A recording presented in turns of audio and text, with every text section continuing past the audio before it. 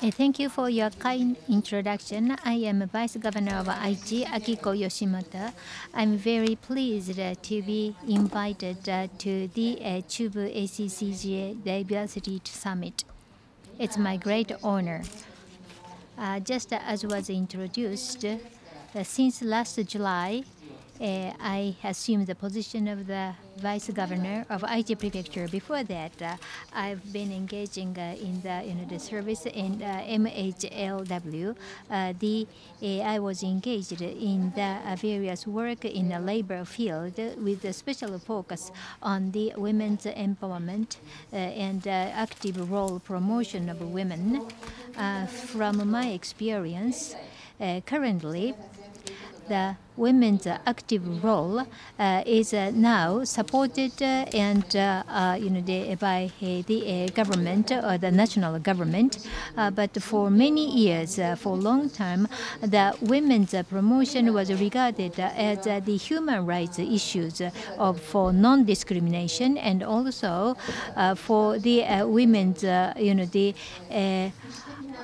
welfare, because the women generally are regarded that they could work for only the shorter duration due to the child rearing responsibility. But now the new perspective, it is a more effective tool for the economy revitalization and part of the Japanese the growth strategy. That is the big change from the past.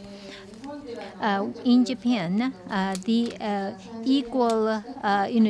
employment equal opportunity law has been established 30 years ago, and ever since then, the women's working environment was gradually improved, but still there is a gender gap. And when we learn the index-based rating, Japan has a rating is actually lowering rather than improving among countries of the world. The Japanese women's position has been gradually improving, but it's much lower than the world average. We have to step up our effort, and it would contribute to the revitalization, urgent revitalization need of this region's economy as well. Now, first, let us review the current status of women in the Japanese economy. I'd like to introduce the popular index.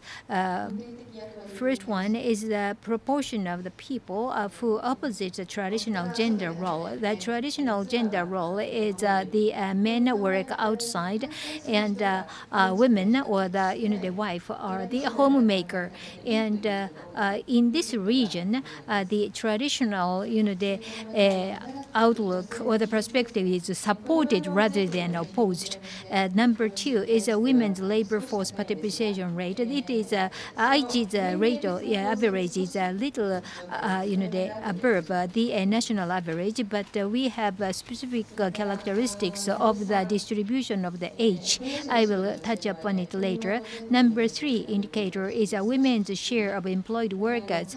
Aichi's rate is lower than the national average. Also, number four, women's share of the management is Aichi's percentage is lower than the national average. Also, the number five, average employee tenure of the female workers is shorter than the national average. Number six, the gender wage gap is lower than the national the average. Our region's gap percentage is 68.6%. Now, next page is this is the familiar M-shaped curve of the women's the work. The blue dotted line is the Japanese national average, and the red line is the Aichi Prefecture's curve. And if you look at the detail, you could see that from their 30s to 40s, this is the high time for women's dedicated to the child rearing. Generally speaking, in this age bracket, many of the women, they stop working, in her or in their career. That is the characteristics. Also, I mentioned the wage gap between the men and women. In Aichi Prefecture, we are the second lowest among all prefectures in Japan. against the the male the wage. The absolute level of the wage is not low here in Aichi. However, the men's the wage is also higher among the the average of the Japan, and that's why percentage-wise the Aichi women's wage is rated second lowest. In Japan, the wage is determined not by the occupation or job family, but rather by the duration and the position. Service duration and the position. The number of the service years and the position are the major determinants of the wages. Therefore, so one component is to enable women to work for longer years or the longer duration, and the other important component is to promote women's position in their workplaces. So these positive action would be very important to close in on this gap. These are the introduction of the current status of women in Aichi. And against such background, in order to promote women's active role in society and in the economy, I would like to raise 4 proposals, 4 points.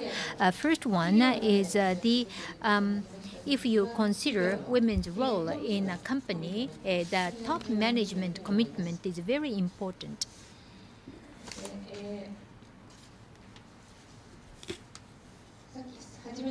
As I mentioned at the onset, for women to take an active role is now regarded as more beneficial for the corporate strategy, and the top management should make sure that this message will get across throughout the company and the community.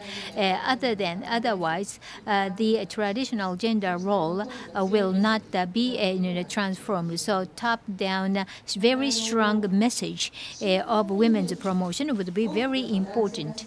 And also, the middle management are mostly occupied by the by male, and those middle management commitment and determination to train and use a women workforce is also very important. And naturally, when the top management ironed out the very strong message that will influence middle management mindset. So again, the top management commitment is very important. So how we could change the influence top management awareness and mindset.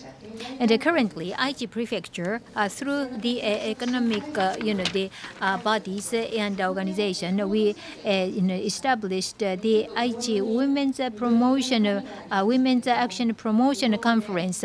The green leaflet, sorry, that is all in Japanese, but this is, the conference is organized by the economic organization and the top management of the companies and the universities. So this is the place of the policy discussion of industry, government, and academia.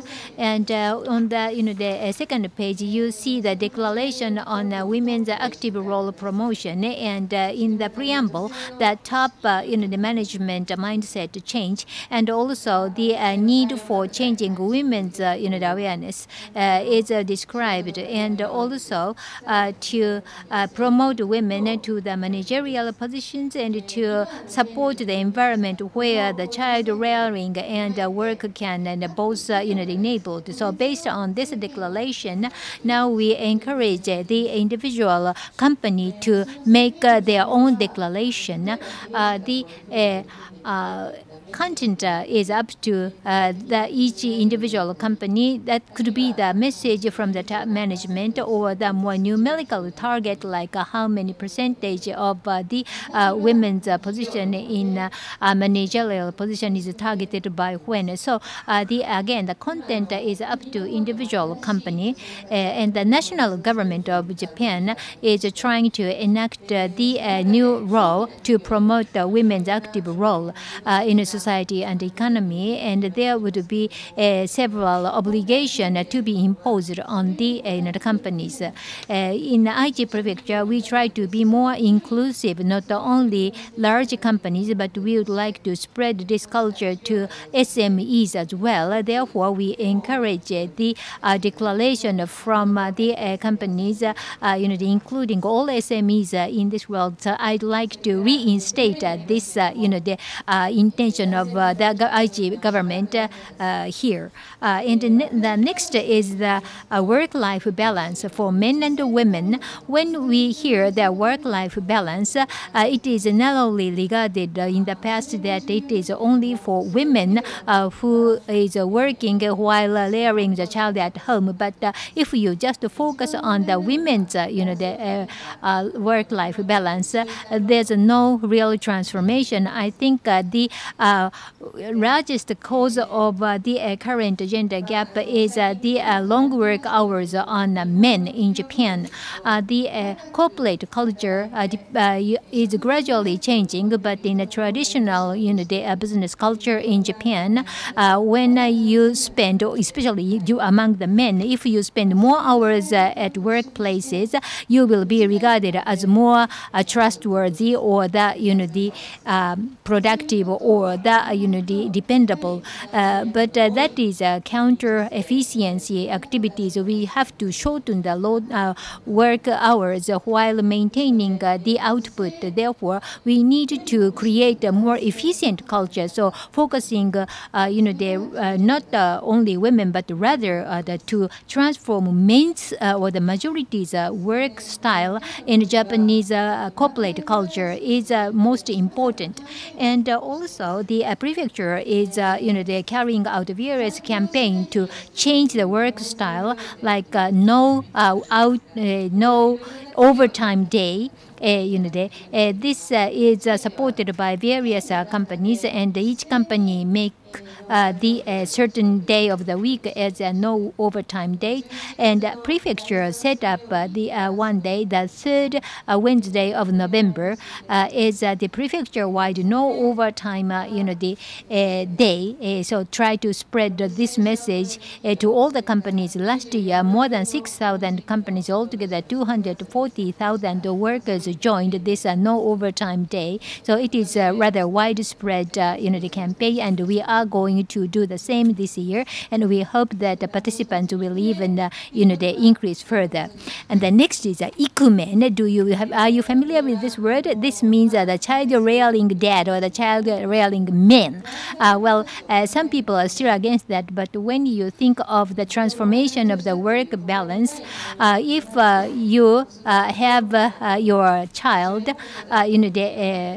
given a birth, it is a great opportunity for a father as well to experience child rearing, and it is a key timing to change the work-life balance in the family and broadly in the workplaces. So we try to encourage every new father to take a child care leave.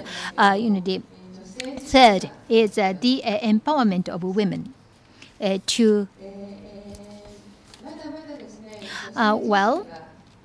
it is often said that the women, when they are to be assigned to the managerial position, they'd rather become hesitant because there's no precedent.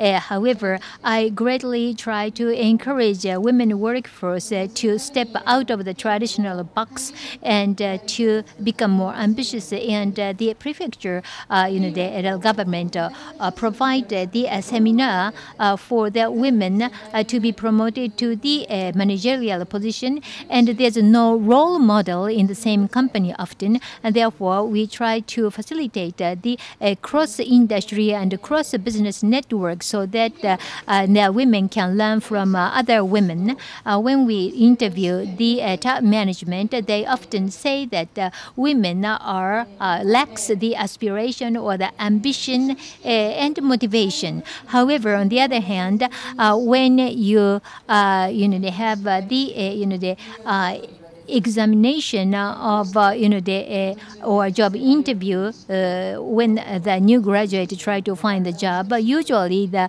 co-ed, the women get higher score. So while they were why were they demotivated while they are working? One is the tremendous or the very tough responsibility to fill both at workplaces and at home, especially when they enter the child rearing period. But the other factor is that the companies lacks the seriousness of the commitment in educating and developing women's the capability at workplaces. Maybe men are too soft on women. Is it true?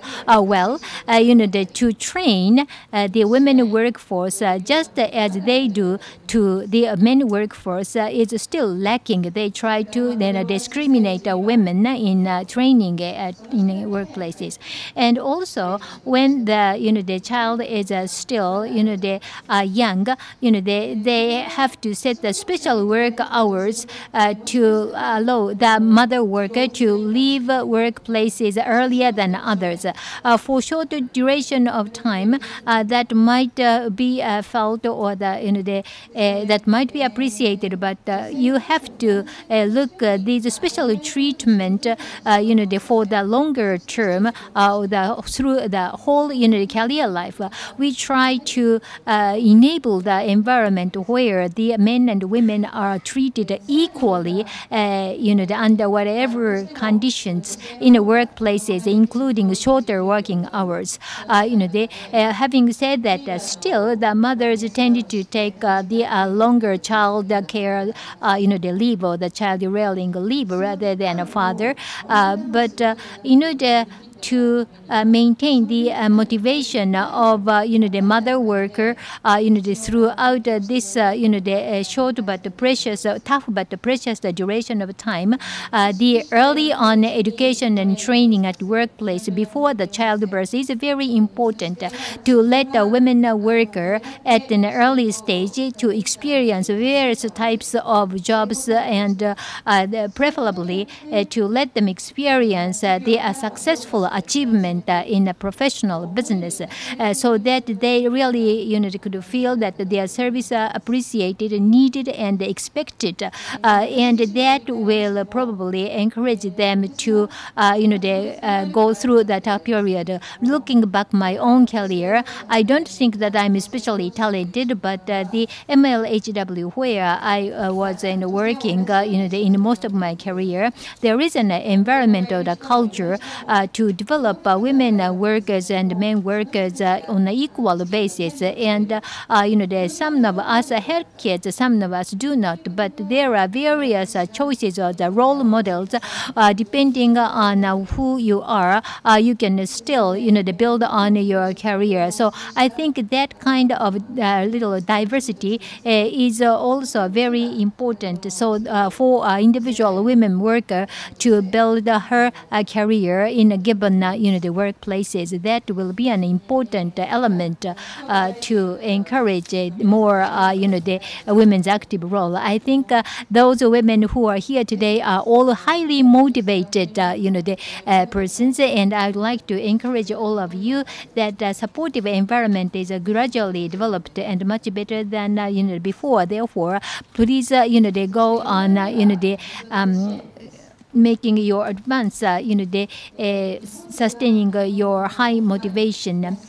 The fourth factor is the child care and support for the child care. In Japan, hiring babysitters is very difficult, and also the longer work hours not shortened so the overnight. So daycare center, the social safety net for the child rearing by the administration as an part of the administrative service is very important. There are still many children on the waiting list for the daycare centers. After they enter the elementary school, after school there is an after school child club they prepared. However, this also has a long waiting list and not available for all the kids who who do not have their mothers or the caretakers at home. We are rapidly expanding the number of the child care centers and after-school kids club. But as we move on, there are still new needs coming up. Therefore, the prefectural government double up the budget and said that child care services top priority, try to accelerate the speed. Last but not least, we are proud of the very strong industrial capability of this region. The manufacturing factor is the strongest among all Japanese prefectures, maintaining the current competitive edge and try to develop further. We need to utilize women's potential, which is still latent in this region. Today's theme is diversity, and especially women's empowerment, I think, is the first step for the promotion of diversity. On the government and administration side, we will do what we can to our best, and we'd like to encourage the industrial sector, private sector, and the employers of the companies and our male counterpart. I'd like to encourage all of them to give your best effort so that we can together work for the further diversity and enrichment of the society, human resources, and the industry in this region. Thank you.